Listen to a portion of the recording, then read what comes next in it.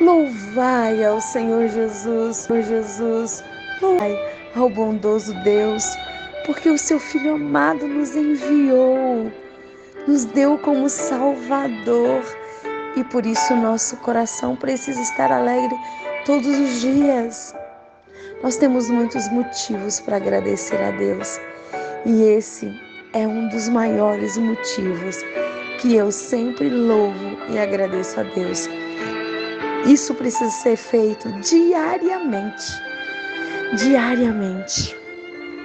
Vamos agradecer juntos?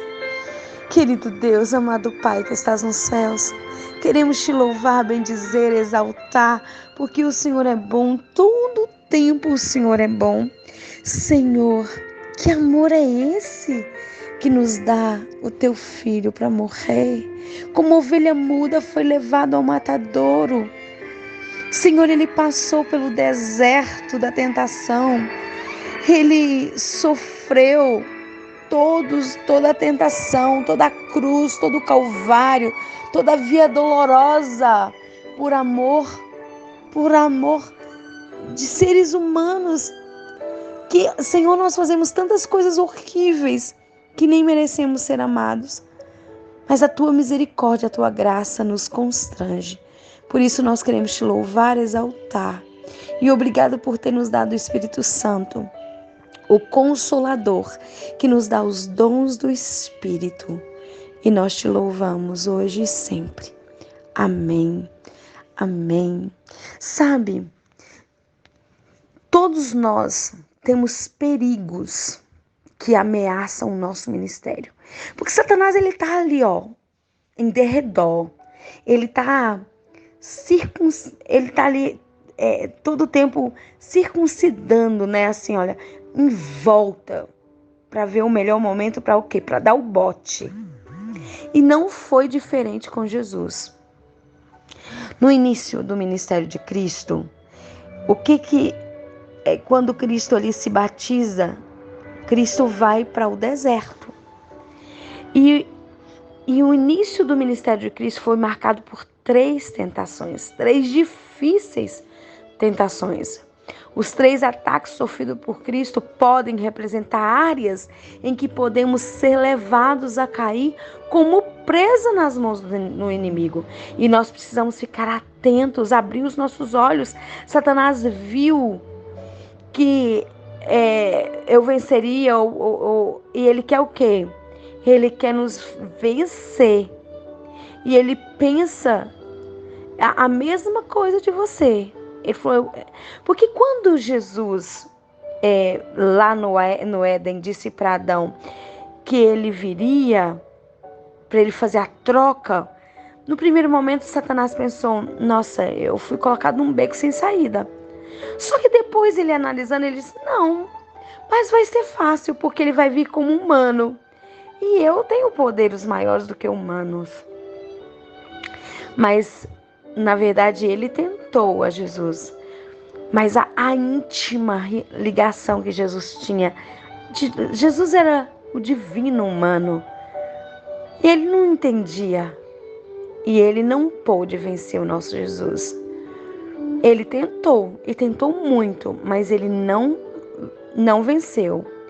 Então, a primeira tentação foi um chamado para o Salvador atender às necessidades pessoais, sem levar a palavra de Deus em consideração.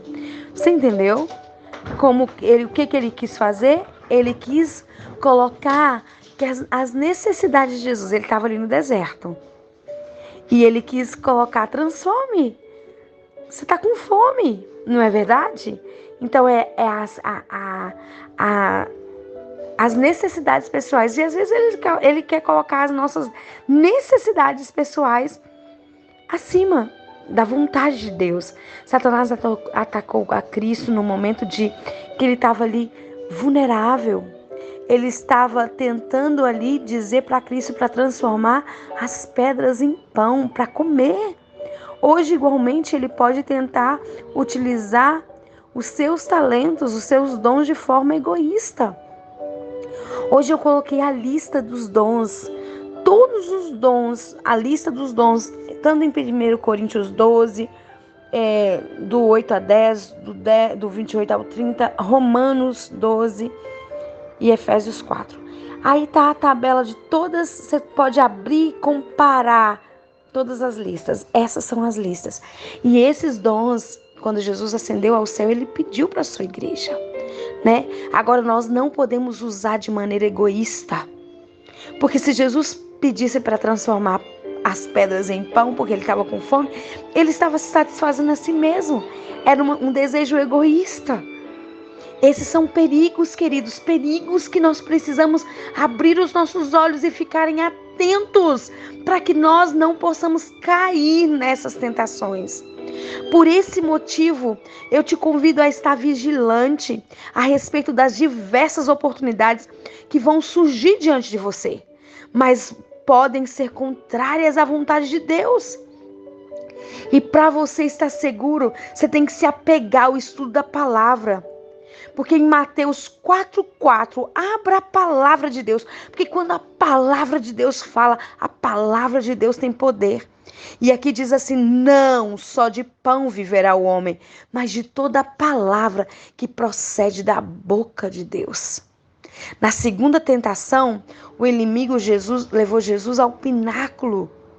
Levou lá ao pináculo do templo e disse, o que ele disse? Abra aí, Mateus 4:6.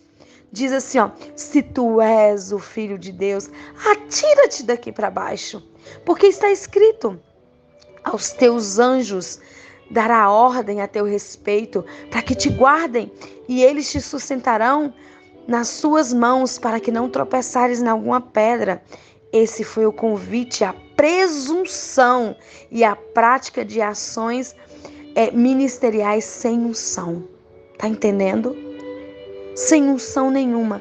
E você pode ser convidado a usar os teus talentos, os seus dons com presunção. Não podemos confiar em nós mesmos, não podemos confiar na nossa força. Por isso é necessário que tenhamos uma vida de oração, uma vida de jejum, uma vida de estudo da palavra, se não quisermos, pecar, se não quisermos deixar que o inimigo ameace o nosso ministério. Uma das coisas que eu mais tenho no meu coração muitas pessoas vêm e dizem assim, hoje a palavra foi uma bênção. Mas a primeira coisa que eu coloco na minha mente não foi eu. Porque a palavra de Deus que é uma bênção. Porque sem o Espírito Santo nós não somos nada nem ninguém. É só o Espírito Santo. É os dons do Espírito. Porque Satanás quer tipo assim, nossa, eu falei bem. Não, não, não e não. Sem o Espírito Santo nós não fazemos nada de bom.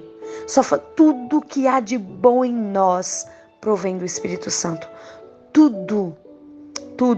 Então, tenha uma vida de oração, tenha uma vida de jejum, tenha uma vida de consagração, de estudo da palavra. Eu aconselho a você não sair para servir sem antes ser servido pelo Espírito Santo.